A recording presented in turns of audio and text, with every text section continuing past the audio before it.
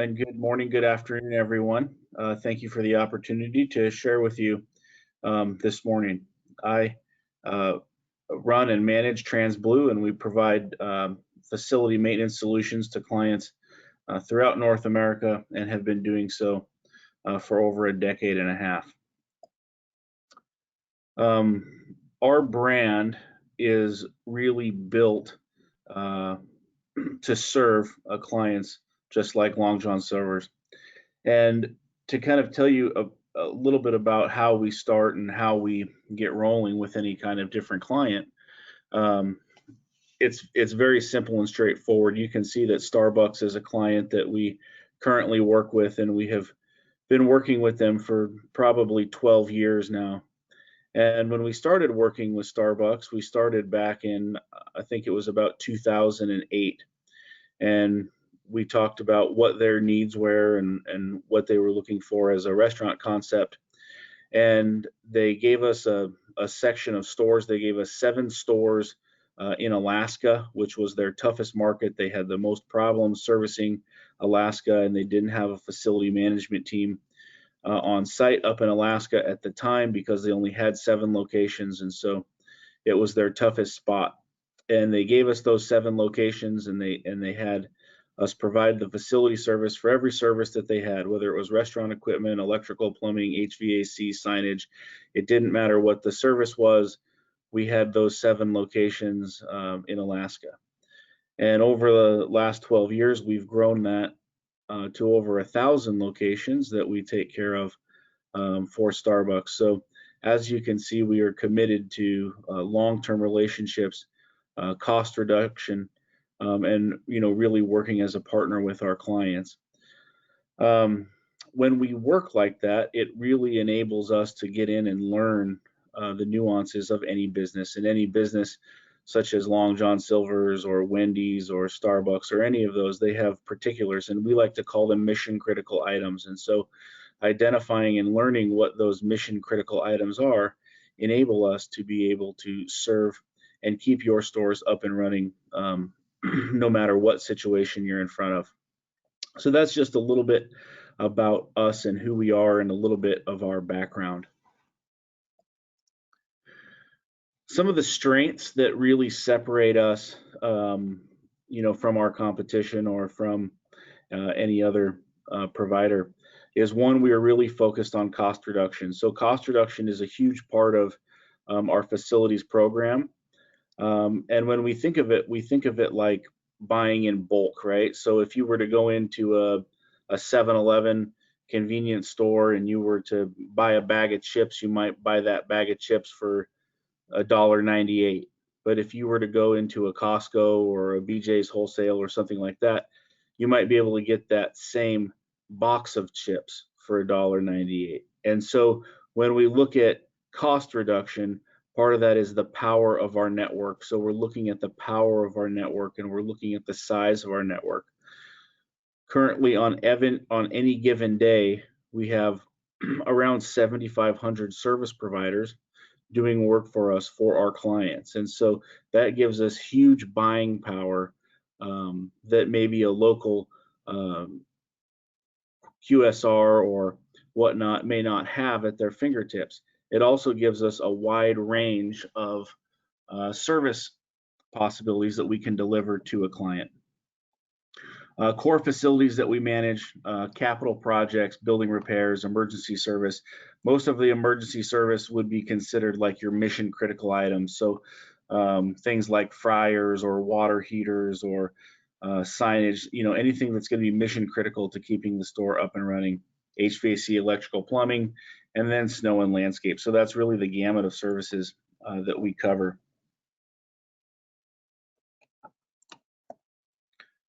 As you can see, just a quick snapshot of our vendor base. So this is, where we are currently providing services on any given day. One of the main things to focus on and talk about today is COVID cleaning, right? COVID cleaning is one of the things that has impacted businesses all over the world, and it's not specific to any one area. But the biggest thing that we can take away is keeping the people who visit our restaurants and our businesses, making sure that they don't lose faith in the brand. That's one of the biggest things that I think we're looking at when it comes to COVID. When a customer looks at our restaurant or our business, are they looking at that and saying, wow, this restaurant is doing an amazing job at taking care of me. I feel safe coming into this restaurant. I feel safe bringing my family into this restaurant. I feel safe ordering food from this restaurant. And COVID has really heightened what cleaning looks like and what cleaning means. And so a lot of the way that cleaning is done, even from a janitorial perspective or even just from a nightly cleanup perspective in your restaurants, is it's typically done with either dry dusting or wet dusting or chemical applications that are sprayed on. And what happens is when that cloth, whether it's wet or dry, hits any of those hard surfaces, what happens is all of those particles fly up into the air. And when those particles fly up into the air, what happens? They move about throughout the restaurant and they land in new places. And so, with something like COVID, even if you are cleaning or even if you are providing that service, you may not even be solving the problem. And so, one of the things that we look at is how are we disinfecting? How are we cleaning each restaurant location that we enter? And so we use a process to electrostatically disinfect each unit. And what does that mean? Well, that means that the spray is electrically charged. And what that does is that allows an appropriate amount of sanitizer to wrap around all the surfaces. So it doesn't matter if it's round, it doesn't matter if it's square, it doesn't matter if it's up high, it doesn't matter if it's triangular, but what happens is it wraps the surface. And what it does is it aggressively adheres to the surface or the objects and allows the particles in the disinfectant to coat all the surfaces. And so what happens, it truly allows for your location to be cleaned. And that is a huge piece in really treating any kind of COVID scenario or any type of cleaning scenario. All of the disinfectants that we use as a company are COVID-19 and EPA compliant. And the majority of what gets treated is always the touch points, what we consider the touch points. So appliances, tabletops, lobbies, so on and so forth. Everything that a hand can touch anywhere, whether it's in a restroom or a kitchen, no matter where it is, we want to make sure that we are treating those surfaces. So as you're thinking about what does this look like? What does COVID look like to my restaurant? Well, at the end of the day, it's about getting people into the restaurant to spend money, to buy food, to make a profit. And so to do that, they have to feel safe. And so ensuring that they know that the restaurants are properly cleaned is hugely important. And letting them see that, letting them notice that. So whether there's a sign on the door that says, hey, this has been COVID cleaned and these are the steps that we take, or even if they see somebody in the restaurant cleaning, at a particular time, hey, this is what's happening, we're spraying this particular area, so on and so forth. That visibility allows them to feel safe, not just know that they are safe, but to feel safe. And so that is a huge part of what COVID and preventative maintenance cleaning looks like. Now, one of the things on-call services in regards to COVID or any type of on-demand service is what happens if I have a COVID case. So this is one of the places where I would say we get the majority of the calls. The majority of the calls come in when somebody says, hey, I've got a COVID case, I've had to shut my restaurant down, and I need it cleaned. So what does that look like? So let me take you through a scenario. Let's just say that someone calls in needing that service, and somebody in the restaurant has tested positive for COVID. What happens is we get that call center. We get that call in our call center. It'll come in And then the first thing that we're going to ask is, when do you need the service done by, right? Because this is a huge part in making sure that the COVID service is done correctly. And it's going to be different because in every scenario, we see something different from the restaurant. So in some particular areas, there is some forms that have to be filled out with the health department. No problem. We can take care of that. We can make those submittals. In some areas, the restaurant has maybe been closed down for the weekend or several days, depending on the protocol or what they're doing with that particular location. But most often, they want that location cleaned right away.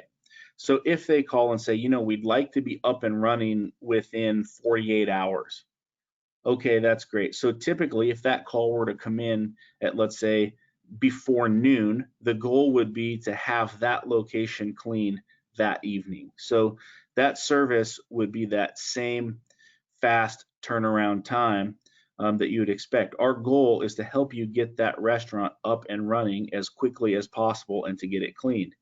Now, like I said, in some particular instances, we do have information that has to be reported to the health department. If that does happen, we will provide that information to them directly or to the regional manager who can get that presented right away.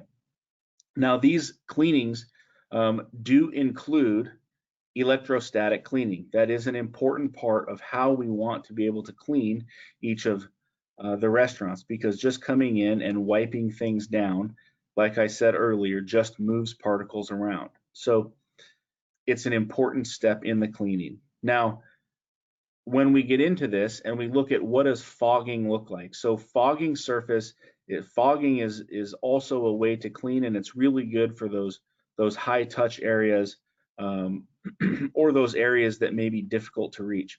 But the key with fogging is that it still has to be wiped down. Even if it's fogged, it still has to be completely wiped, right? So if that happens, for it to activate properly and to really get into the topical portions of the surface, it has to be wiped. But it also is a very good service. And depending on how big the location is or materials or products that are available, early on in COVID, not all of these materials were available every single day. So there was a lot of use of different materials or using anything that was EPA approved, that could be used to clean, just because everybody was buying so much of that product. But now the products are readily available everywhere. Additional on-call COVID services that we see requests for are parking lot sweeping. You see a lot of debris and trash around a perimeter of a parking lot from time to time, or depending on the geographical region that the parking lot may be in. Some get a little bit more trash than others. Pressure washing, keeping the front entrances clean, keeping any kind of benches or sitting areas clean. Steam cleaning is great for the walkways and the entrances. Anything that makes the customer feel like the area is clean. You see people looking at a bench and they look at it and they stare back and forth and they say, man, is this thing really clean for me to sit on, or do I really want my kids playing on this? And so if it looks like it's been cleaned, chances are it has been cleaned. And so people are more willing to say, man, I really trust this brand. I really trust this restaurant.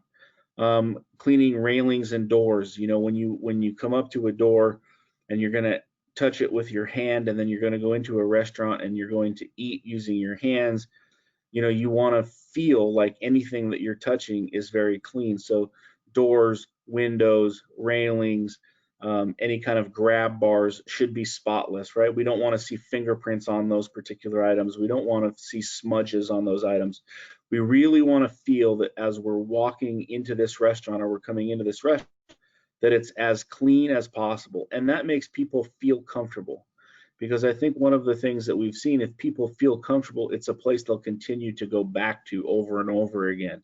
And the places that don't feel clean or that they don't feel sanitized, they're places that people are going to avoid or even walk up to the door and turn around. So to maximize revenues and to make as much money as possible, again, it's, in my mind, it's about keeping people comfortable. So as we kind of talk about the other emergency services that are provided and that we have available, electricians and plumbers typically are running 24 hours a day. All of our technicians are licensed, bonded, and insured. And work can be done after hours or during business hours. So really, we make it convenient, for the restaurant. We understand, how important drive-throughs are. We understand what percentage of the business is made up through the drive-through. So, making sure that we are being a good partner and being available to work when the restaurants are slower is very advantageous to the business, and it's how we look at it. And it's even the same during COVID, right, where we can do the night cleanings or the early morning cleanings or whatever it may be. Whatever we can do to help you get back on track as quickly as possible is the goal. So as you can see, there's a lot of facility services that we provide. There's over 62 different services that we may be providing on any given day, but those are really there to help your brand keep moving forward. And the more locations that you have, the more services that you have, the more money that we can save you, right? The more that we can reduce those costs. Our goal with any client is to reduce overall facility spend by 25 to 30%. So capital projects is one of our core strengths, and it's one of the areas that we really excel in. I'll tell you a quick story about working with some Dunkin' Donuts brands. We were taking a look at some HVAC for a new client in the New York area, and they had a couple of different contractors come out and tell them that the two HVAC units on top of their roofs needed to be replaced. And so the bids were coming in anywhere between $22,000 and $25,000. So the brand the franchisee had budgeted to have those replacements made. And as we were onboarding with this particular group, they asked us to go take a look at the HVAC. So we knew that they had the budget of $25,000 to spend. We knew that they had already been planning to replace these units. And we went up and we did a full assessment on both HVAC units. And what we could tell is that they probably hadn't been cleaned in roughly 2 years. And when we went through and we did a deep clean and cleaned the coils and changed the filters and everything like that, we actually found that the units didn't need to be replaced, that they were running at such a bad level because of the maintenance that had been done on those particular units, and they didn't actually need to be replaced. And so I think roughly the cost to clean both units, replace all the filters top to bottom, spick and span, get them running, I think they spent about $1,500. And so that is a way, one, we could have replaced those units, but two, our goal is to save money, right? It's to save money for the brands that we work with. And so it's looking at each particular item and saying, does this need to be replaced, and what is the core issue here? And so just like we were able to do for that franchise owner, we were able to save them, $23,500 just in looking at the equipment the right way. So one of the things that you know and that you see in this industry is that every contractor has a different way of looking at things, and when they look at things, sometimes they may not know exactly what they're doing, or they may talk about replacing things that don't need to be replaced. So our team is in the business of saving money. We only work with brands like Walmart or Starbucks or whomever if we're saving them money. If we come in and we are the highest priced option, or if it's, if there is no best value there, then we don't last long. So our goal, our core competency is really looking at each one of these items and how can we save money. But it doesn't only go to capital projects, it's also in reoccurring maintenance. And those two things are interdependent, right? They work off of one another, because if the HVAC is properly maintained and the PM services are done and the filters are changed and the belts are changed and everything is taken care of on that particular unit, then you know what condition that unit's in, and you can life cycle that unit by saying, this unit was put in 2006 and it's in this condition, and This is about the lifetime that we have left on this unit. And so then you can start looking at these repairs, not only from a standpoint of just damage control, but you're looking at them and saying, well, if we get a condenser motor that goes out, then instead of fixing that condenser motor, what we're going to do is we're just going to replace the unit because we know that it's at the end of its useful life. We know that it's been maintained, and we know that that significant repair isn't worth the cost of just putting in a new unit. And so when you look at things, no matter what it is, whether it's HVAC or siding or roofing or whatever you may be responsible for in your particular lease, it's really about having the power to make good decisions, because good decisions allow us to save money. It's the same thing with COVID. It's making sure that we're making good business decisions. Yes, COVID has increased the cost of doing business. It's increased the cost of doing business everywhere. Just like at our office, instead of having the janitorial service come 3 times a week, now they come 7 times a week, right? The cost has increased. But the important thing is that our employees and our customers feel safe. And when our customers and our employees feel safe, then we know that they're going to do a good job, and people are going to spend more money with us when they know that they are taken care of. And so all of those things, they really work together, whether it's an asphalt out front or whether it's concrete or it's potholes. It's making sure that the customer feels that your brand is the very best. It's the reason why they're choosing Long John Silver's over Wendy's. And if they choose Long John Silver's over Wendy's every single time, then we've done a good job at building that brand loyalty. And brand loyalty comes with how they see and how they feel the restaurant before they even taste the food that is made. So how does it work? How does a work order happen? What happens with that work order? Well, I'll take you through what that looks like. So a service request would come in. Most typically they come in through email or a phone call. And when those come in to the system, we evaluate them and immediately contact the requestor. So whether it's a general manager in a store or whether it's a regional manager making the call, really identifying what the issue is. And then from there, calling the location and saying, what is the issue? So if it's an electrical issue, sometimes it's just a breaker that needs to be flipped. And so sometimes you can talk them through just flipping a breaker. Some brands don't even want anybody in their restaurant to touch a breaker. And so that might be something that's discussed as well. No matter what it is, you dispatch. So every brand is a little bit different. Some want to have that little consultation on the phone that says, hey, if we can fix it and save the service call, let's do that. Others will say, we don't want that. We don't want our people touching anything, just focusing on making food and servicing the customers. So that's fine. Either option is available. Dispatch happens. So depending on the severity of the issue, we would dispatch to be able to make that repair, right? If it's a water heater, obviously that is super important. And we've got different metrics that are set up for different mission critical items. So when do you need someone on site? Typically an emergency is a 0 to 4 hour response time.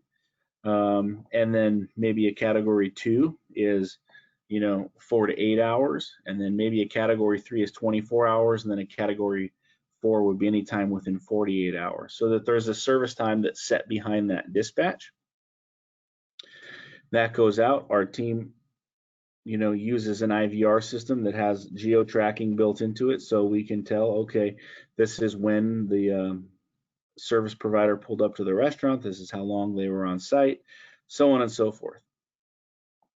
So confirmation and completion. One of the things that we believe is important is anytime that you're going into a restaurant, whether it's for a COVID cleaning or a plumbing request or whatever, is that the manager or the manager on duty understands what happened and can put their eyes on it and have that quick description of this is what was done.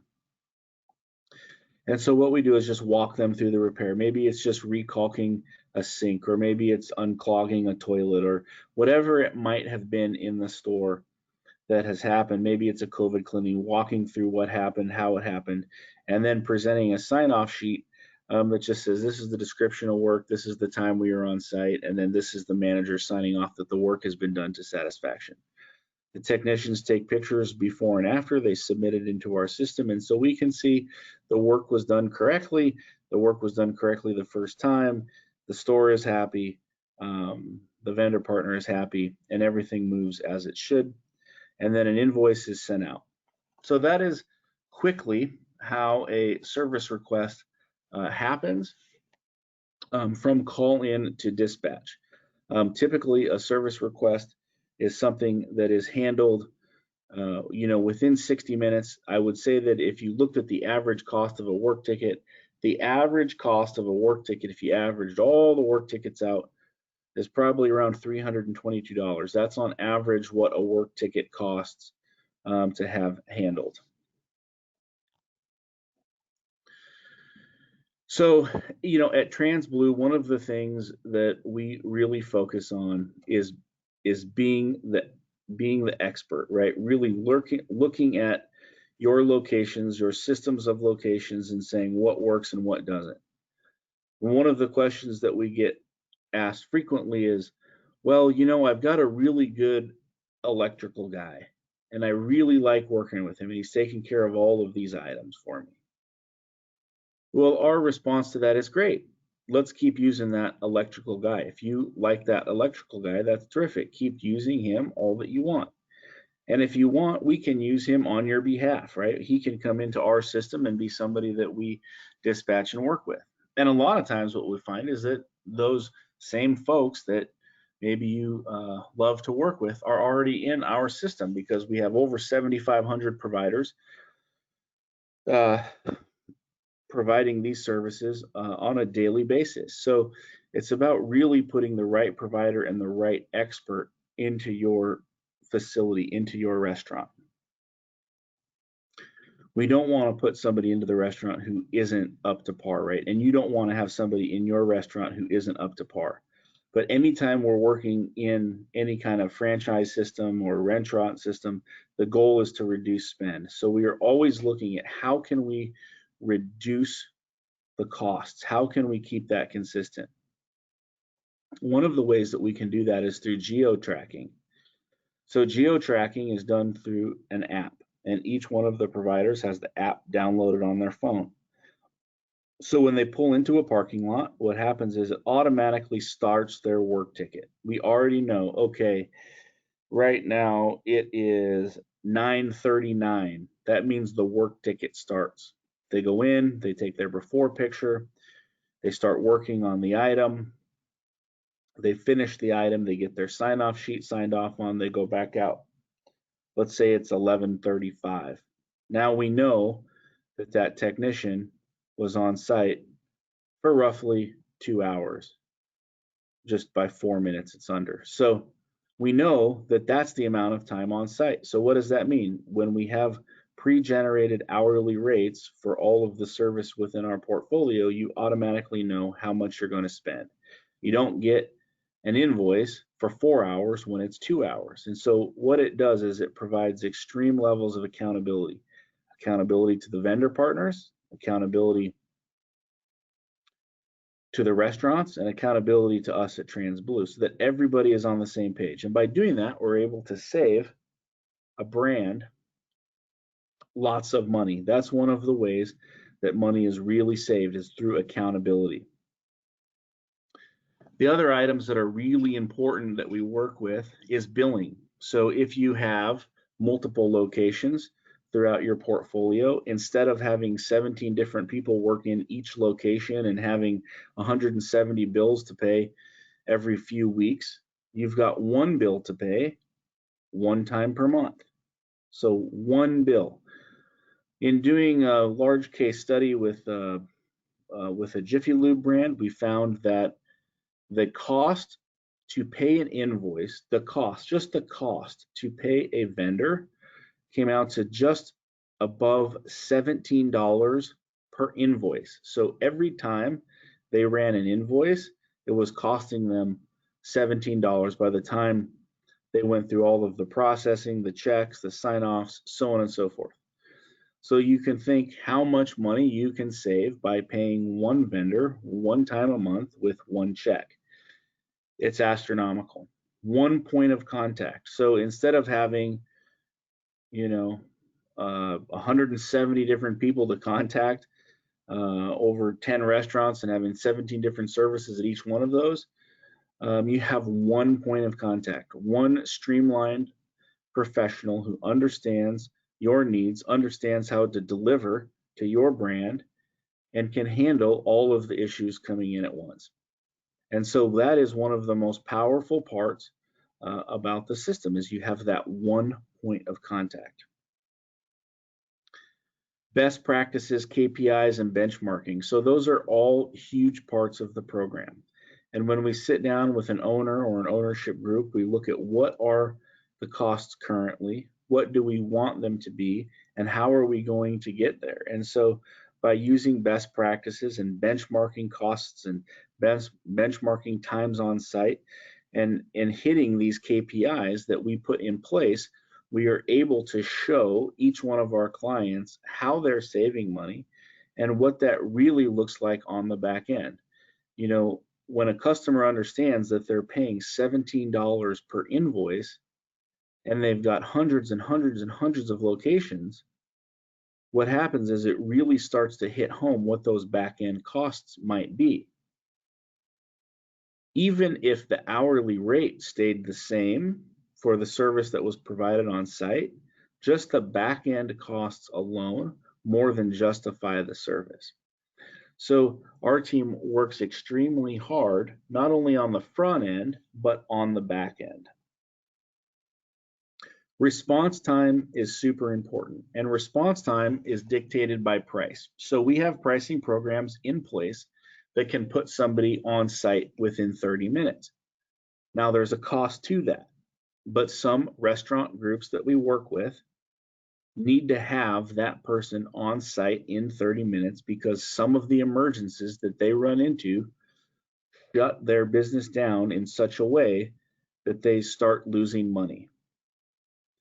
One of those ways is your walk-in coolers. When you look at your walk-in cooler, if you have $10,000 of product sitting in a walk-in cooler and your cooler goes down and you lose that product, how long does it take to make that money back up? A year, half a year, depending on how profitable the restaurant is. So losing a walk-in cooler full of food can be absolutely brutal. And so some of our response times, when we can get down to that 30-minute response time, it's worth its weight in gold for what it pays to get on site. So responsiveness can be dialed in and dictated based on the cost that is set forth. So those are some of the ways that our services help to save money. It's not just what you see up front in an hourly rate. It's about all of the benefits. It's about the best value. Because if we save all of the food in the walk-in cooler, or if we save all of the money on the HVAC replacement, those are monies that can be directed to other parts of the business. And so what we look at is a true partnership with each of the clients. We look at how can we go through this process and how can we save money? How can we reduce spend? How can we help the brand become what the customer wants it to be, right? In their mind, the customer has an idea of what the brand looks like. And so it's ensuring that they get that way. We work with Wells Fargo as a banking partner. Wells Fargo, and we have for many, many years provided snow removal to Wells Fargo banks. And one of the things they say is that they don't care where the bank branch is, that it's going to look like sunny Florida at every single one of the locations.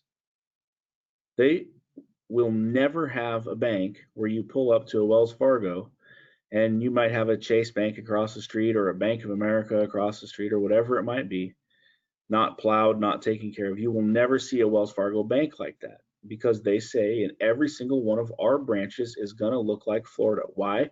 Because we don't want our customers to lose faith in who we are. And so that is how they view and how they look at snow removal. Snow removal is a big part of keeping money in a location and keeping a location making money. Doing some work with some other restaurant concepts in the quick service industry, we found that around 75 to 80% of their revenue comes from the drive-through. And so if the drive-through isn't plowed, or if the drive-through isn't taken care of, then cars can't get in and get through the drive-through. If they can't get through the drive-through in a snowstorm, then they're going to go to the restaurant that's on the corner across the street.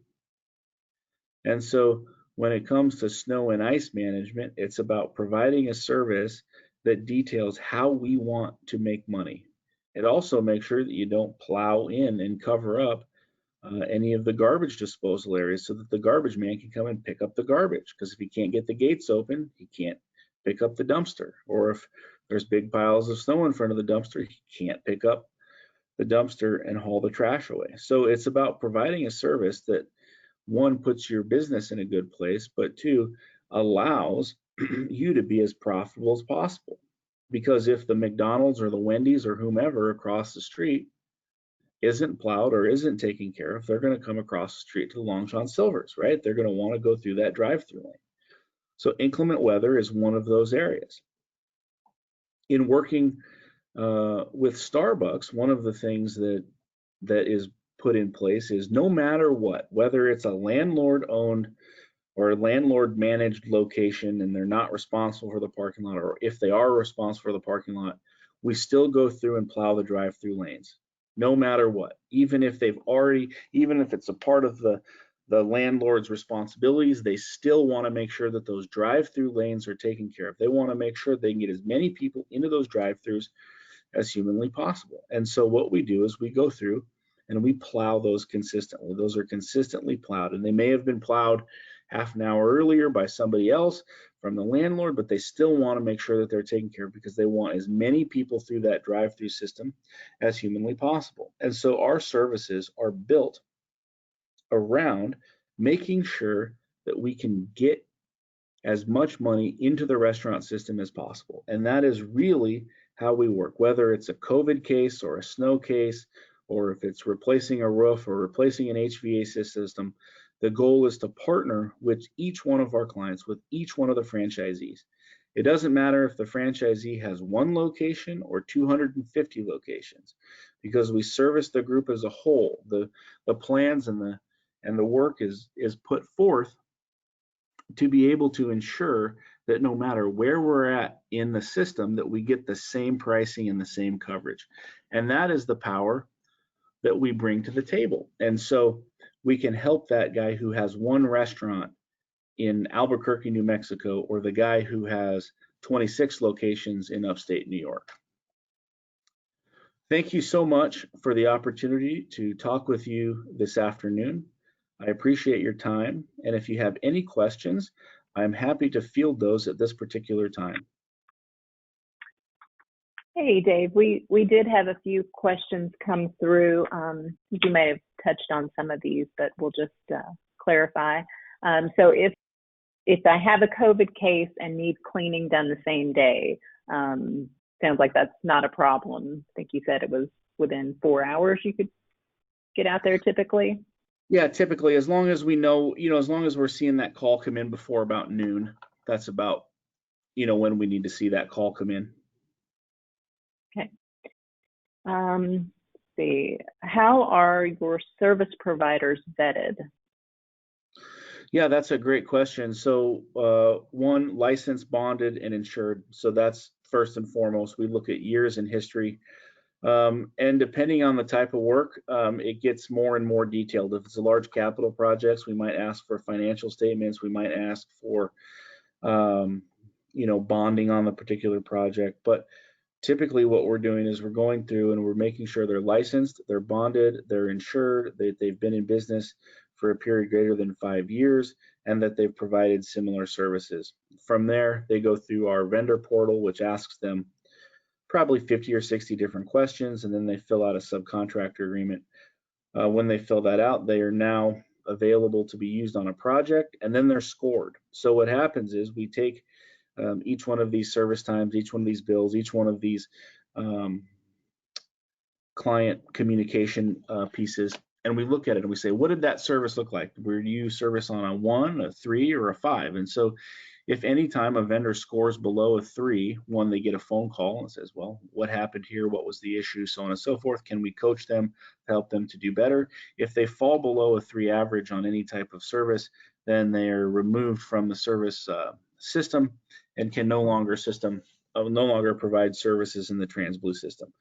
We want service providers that are doing a good job from appearance to completion. So we put a lot of effort into that vetting process. Great. So another one is, how does it save me money when you use a local provider in my area and I also use a local provider in my area? This is actually my favorite question. So one of the simplest answer, the way that this works every single time is that, one, they have so much work from us. So we pre-negotiate rates. So let's just say, for example, and we'll just use plumbing in a major metropolitan area. Let's just say that you're getting hit for 125 bucks an hour for a plumber to come out and provide that service. Well, we're probably getting that plumber to come out and provide services for between $60 and $70 an hour. And that's because of the network. That's because not only are they servicing a Long John Silver's, but they're servicing a Walmart, and they're servicing, a Cumberland Farms, and they're servicing a Costco, and they're servicing any one of the different services that we may have for any one of those brands. And so, like I said earlier, we buy in bulk, and it's just like going into a 7-Eleven and buy a bag of chips for $1.98. You can go into Costco and buy that whole box for $1.98, and that's what we do. We buy in bulk across the United States to reduce spend across the portfolio. When a provider knows that they've got 10 jobs in a row and they've got those 10 jobs every single week, they're going to do things for us that they won't necessarily do for a single unit owner. Okay, thank you. A couple more. What if we don't like a service provider? Yeah, that's a great question. And that's really the flexibility of the service, right? That comes down to one point of contact. So let's say that, John comes out and he's a little aggressive, or, something like that. That's something, one, we talk to him and say, hey, listen, this isn't the way that, this isn't the TransBlue way. This isn't the LJS way. This isn't the way that our ethics and our system is set up. So we're going to remove you from this location, and it's going to affect his overall score. And then because we have 7,500 providers working at any given time for us, it's very simple to replace that partner quickly and efficiently. Typically, what we're looking at is 4 partners per trade per location. And so you can just see that if you've got, 10 locations and you've got, 10 types of service trades, you've got 400 providers. So, there is a ton of providers that we use to be able to service the networks that we're providing services in. Okay, great. And again, pretty sure you covered this, but how does a work order get confirmed? Yeah, that's a great question. So when the work order is done, pictures of the end product of the completed work accompany a work ticket that's sent in through our app system. And so our internal teams review that. And then before the technician leaves the location, he's talking to the manager on duty, showing him the work that's done, making sure he's satisfied with the end result. And then that manager is signing off on that work ticket. Great. Well, that is all the questions we have. So Dave, thank you very much. And thank you to everyone who was able to join. We will also send the presentation out to everyone via email, so you have that.